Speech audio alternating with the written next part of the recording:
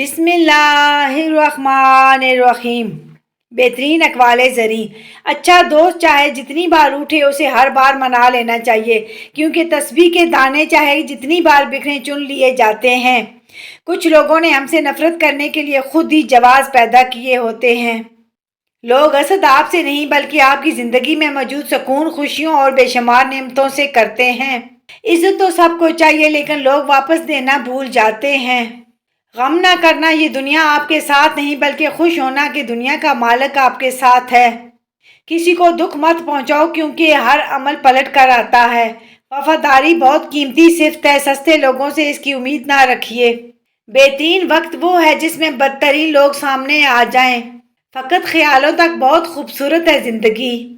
بکھرے ہوئے دل کو سمیٹنے کے لیے لوگ نہیں، اللہ کافی ہے۔ خوش رہا کریں۔ اگر آپ کے پاس نماز پڑھنے کے لیے کہنے والا موجود ہے تو شکر کیجئے۔